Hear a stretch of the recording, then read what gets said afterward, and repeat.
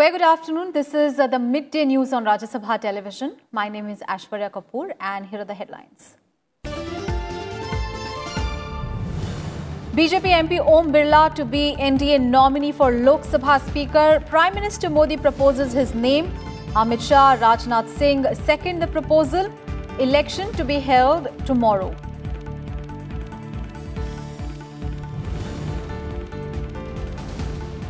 Swearing in of newly elected MPs continue in Lok Sabha. Sukhbir Singh Badal, Rajya Singh Rathore, Sunny Deol, Parneet Kaur take oath as Lok Sabha members. 222 members to be sworn in today.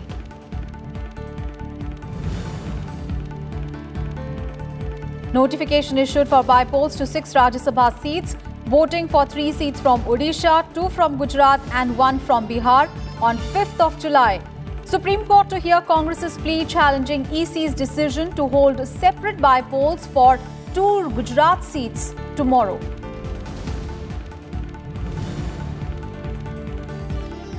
The death toll due to acute encephalitis syndrome crosses 129 in Bihar. Chief Minister Nitish Kumar visits Muzaffarpur Hospital, holds meeting with doctors and officials. Center to send another high-level team.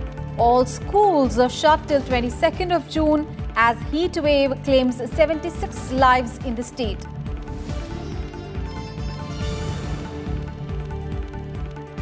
And in World Cup, England to face Afghanistan at Old Trafford in Manchester today. Bangladesh beat West Indies by 7 wickets at Taunton, win second highest run chase in World Cup history. The biggest story this afternoon, BJP MP Om Birla is NDA's nominee for the post of Lok Sabha Speaker. 2-time MP from Rajasthan's Kota and a 3-time MLA from the Kota South Assembly seat.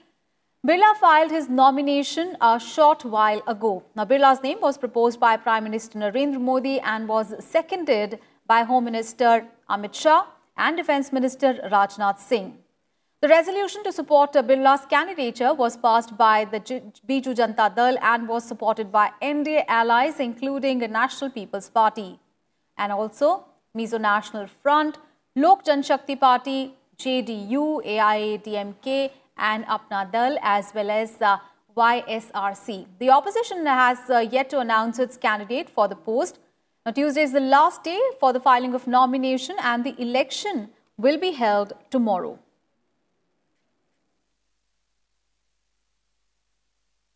Meanwhile, the swearing-in ceremony of the newly elected MPs is currently underway. Of the total elected members of Parliament, 222 MPs are slated to take oath today. Now, BJP MPs Om Birla, Sunny Deol, Rajya Singh Rathore, SAD leader Sukhbir Singh Badal and Congress MP Parneet Kaur were some of the MPs who were administered the oath today. And the first session of the 17th Lok Sabha commenced on Monday with Pro-Tem Speaker Virendra Singh administering oath to the MPs, including Prime Minister Narendra Modi as well as Union Ministers. Talking about the session, it entire will have 30 sittings and will conclude on 26th of July. President Ramnath Kovind will address a joint sitting of both houses on 20th of June and the Union Budget will be presented on 5th of July. And the Rajya Sabha will meet on 20th of June and will have a total of 27 sittings. And ahead of the commencement of the upper house, Chairman M. Venkaiah Naidu has called a meeting of the floor leaders on Thursday. And our colleague Ravindra Singh Shoran is now joining us on the phone. In fact, he's joining us live from Parliament. Ravindra, very good afternoon. So, at least the NDA's nominee is clear. BJP lawmaker Om Birla has been chosen as the NDA nominee, and so far there is no opposition candidate. But there are also reports that say that the opposition has accepted his candidature, which means that he will be the next speaker in the Lok Sabha. What more details you have? That's right. Good afternoon, Aishwarya. Om Birla is all set to be the next speaker of the 17th Lok Sabha, and he is till now the information which we have received is the only candidate who is going to contest this election. If so far no other name has been surfaced, and the opposition parties has also not given the name of any other candidate. It means he will be the only candidate and his election will be unanimous.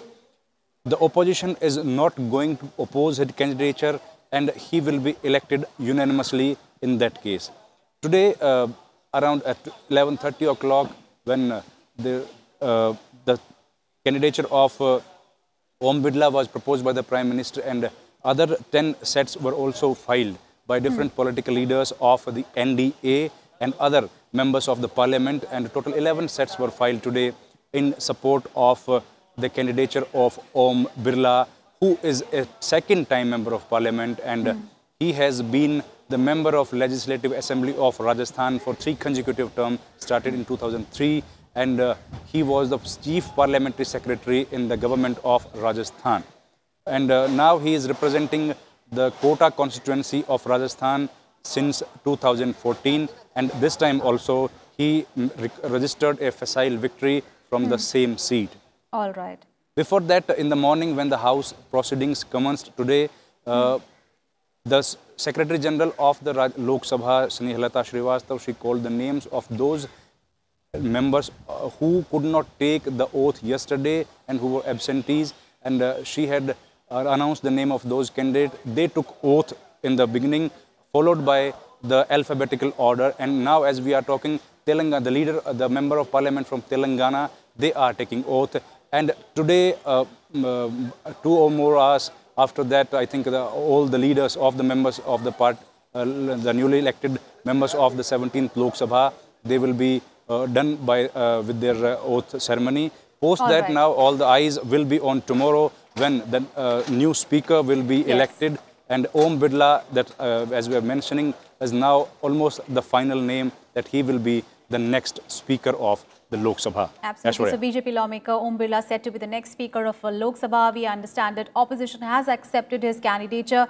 The 56-year-old has been associated with the BJP youth wing, has also been in charge of the organizational revamp in Rajasthan in 2018. Thank you so much, Ravindra, for all those updates there from Parliament. And notifications for bypolls to 6 Rajya Sabha seats has been issued today. The last day for the filing of nomination is 25th of June, and the voting, if needed, will be held on 5th of July. Now, there are 6 seats, of which 3 are from Odisha, 1 from Bihar and 2 from Gujarat. And these seats fell vacant following the election of the members to the Lok Sabha and Odisha Assembly. The 2 seats of Gujarat fell vacant after Amit Shah won from Gandhinagar and Smriti Irani from Amethi Lok Sabha constituencies. And the other seats for which bypolls are announced are 1 vacated by Union Minister Ravi Shankar Prasad from Bihar and Achyutanand Samanta from Odisha following their election to Lok Sabha. And the Rajya Sabha bypolls will also be held on 2 more seats from Odisha. 1 was vacated by Pratap Keshri Dev, the other by Soumya Ranjan Patnaik, who resigned.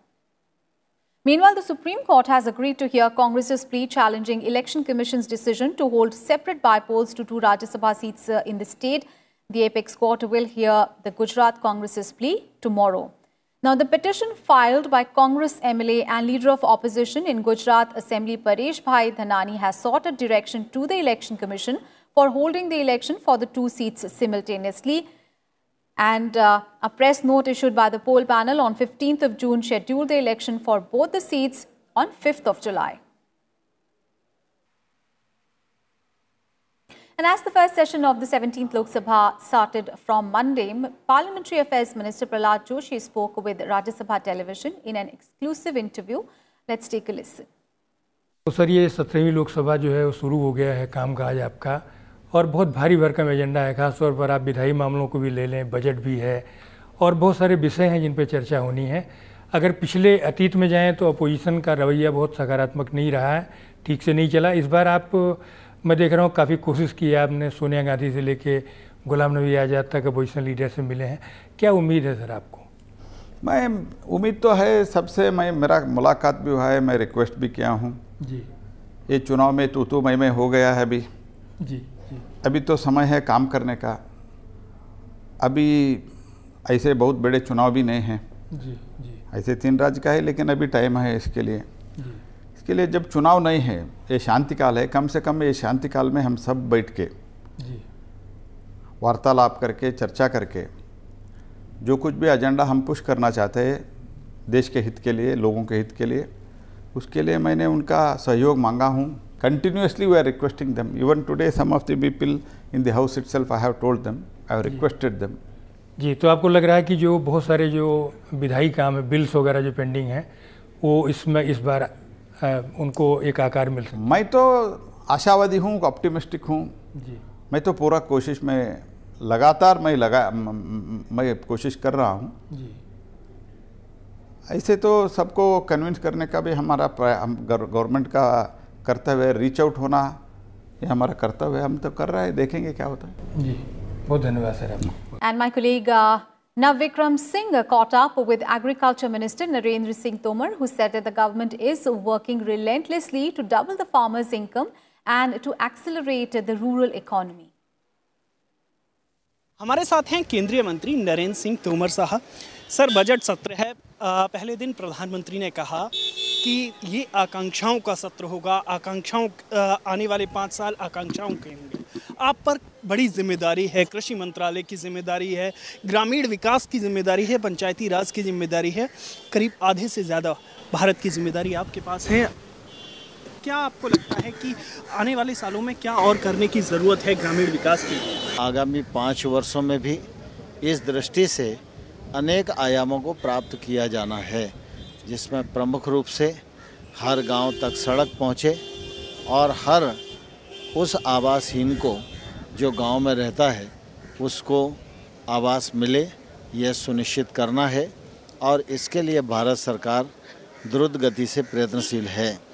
कृषि के क्षेत्र में प्रधानमंत्री जी ने कहा है आगामी 5 वर्षों में कृषक की आमदनी दोगुनी करने का लक्ष्य रखा है।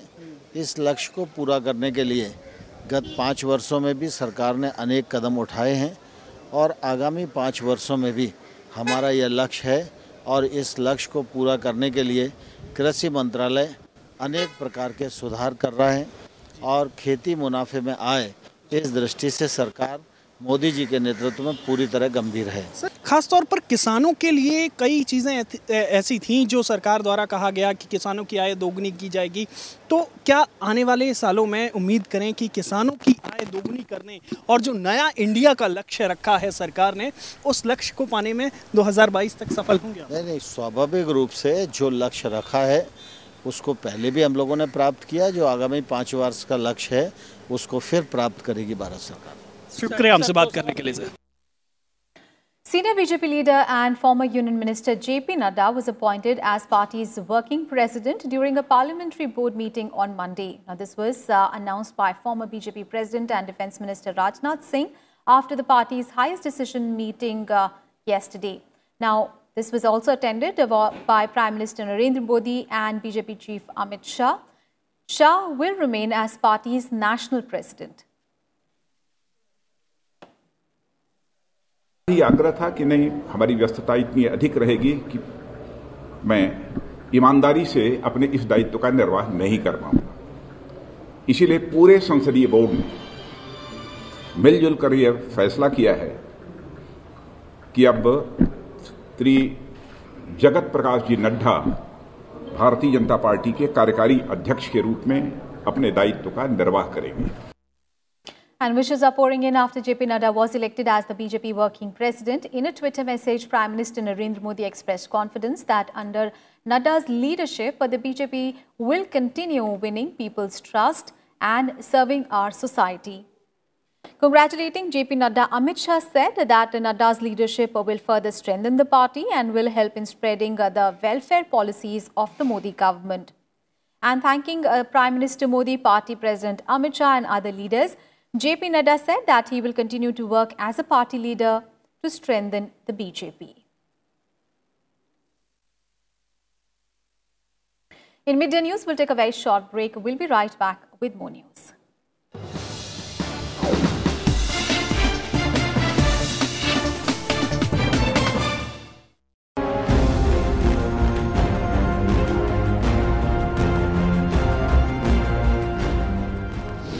Hello and welcome to Rajya Sabha Television. You're watching The Big Picture with me, Frank Rosen Pereira.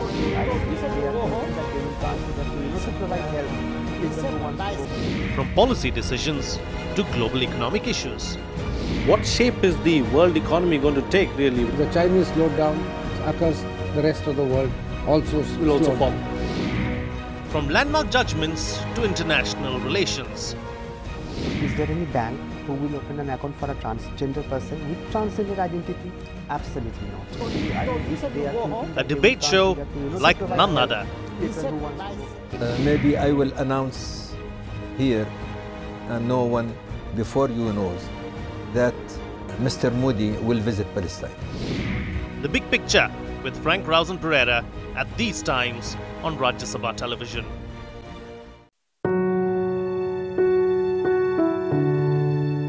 The power of the structure is glorious.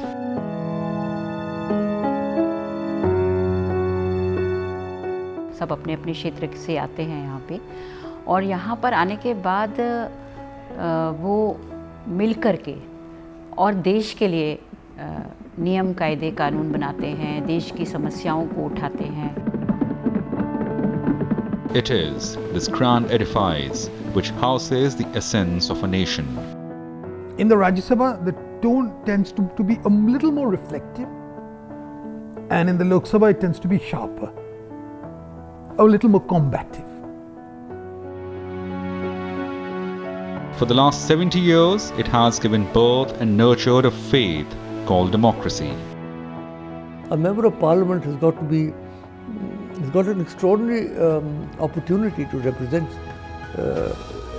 so many crores of people, and they must fulfill their responsibility to their constituency and to society at large.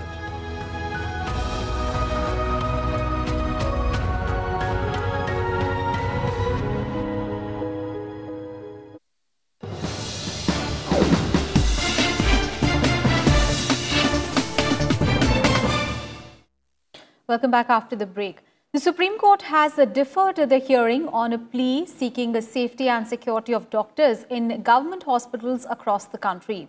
The apex court said that since the doctors have called off their strike in West Bengal and in other states, there is no urgency to hear the plea. The plea was filed last week in the wake of protests by doctors in West Bengal. The Indian Medical Association has also moved the Supreme Court seeking the protection of doctors in hospitals across the country. Now, the move comes a day after junior doctors in West Bengal called off their strike on Monday night. This after the striking doctors met with the Chief Minister of the state, Mamata Banerjee, who assured them of steps to scale up security at the government hospitals in the state. Killer encephalitis continues to claim more lives in Bihar. 129 children have fallen prey to the deadly acute encephalitis syndrome in the state so far. Chief Minister Nitish Kumar visited the SKMC hospital in Muzaffarpur to take stock of the situation. Muzaffarpur is the worst hit in the state with over 100 children dead due to the deadly disease. At least 89 children had succumbed to the disease in the SKMC hospital. The centre has also decided to send another high-level multidisciplinary team in Bihar in view of the acute encephalitis syndrome. The team will undertake the necessary groundwork for setting up of the state-of-the-art multidisciplinary research centre in Muzaffarpur.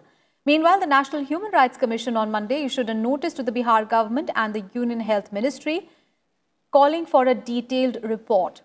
Meanwhile, 76 people have died as hearing a heat wave sweeps most parts of the state of Bihar. The government has ordered the closure of all schools in the state till 22nd of June. And now all the news on Budget 2019.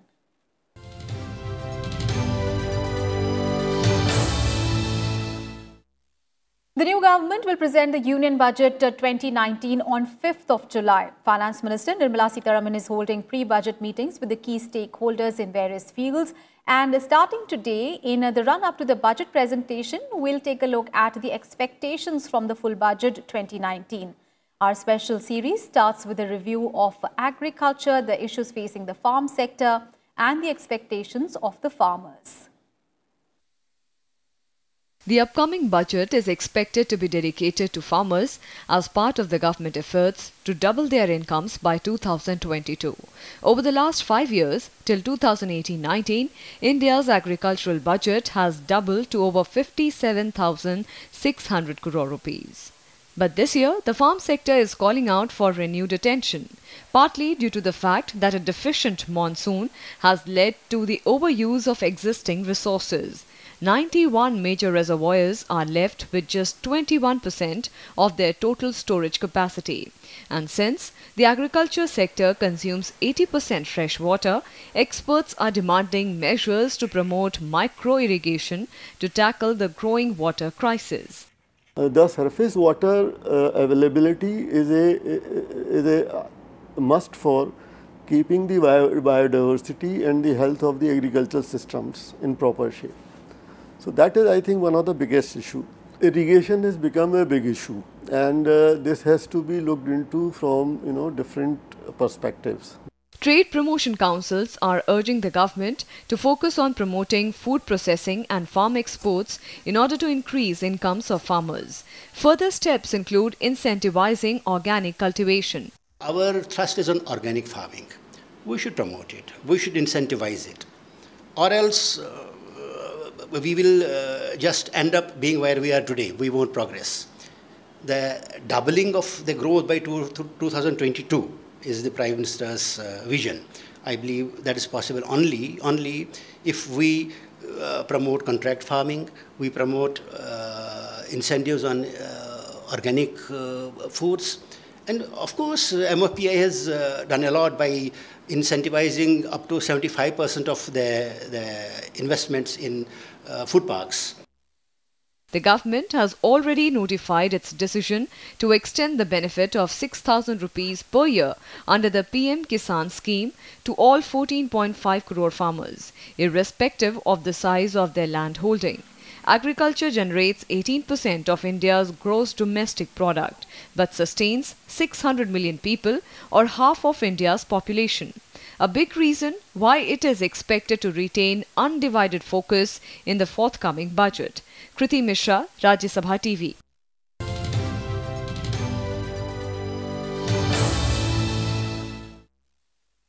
International news now. The death toll from a strong 6.0 magnitude earthquake in southwest China has risen to 11 people dead and 122 injured as the rescuers are pulling out survivors from wrecked buildings. The earthquake struck outside the city of Yibin in Sichuan province late on Monday at a depth of 16 kilometers. A series of at least 4 aftershocks, the largest of which had a magnitude of 5.1, took place in the following 40 minutes. The fatalities and injuries were all recorded in Channing and Gongxian counties. A hotel close to the epicenter collapsed, but it was not immediately clear if there were any casualties from that incident.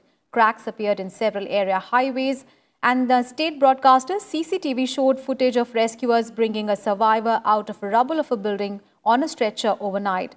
More than 300 firefighters have been dispatched to the scene. Rescue personnel are also sent with 5,000 tents, 10,000 folding cots, and other emergency supplies. And the US Geological Survey said that an extensive damage is probable and the disaster is likely widespread. And now all the action from the Icc World Cup. Well, Bangladesh scripted a stunning victory against West Indies at Trenton on Monday, powered by a magnificent unbeaten knock of 124 runs by Shakib Al Hasan and Liton Das's knock of 94. Bangladesh achieved the victory target of 322 runs for 3 wickets in just 41.3 overs. Now, this is the second highest successful run chase in the history of World Cup. And earlier, West Indies scored 321 for 8 in their allotted 50 overs. And in today's match, England will take on Afghanistan at Manchester at 3 p.m. And that is the wrap on this edition of Midday News. Thanks for your time.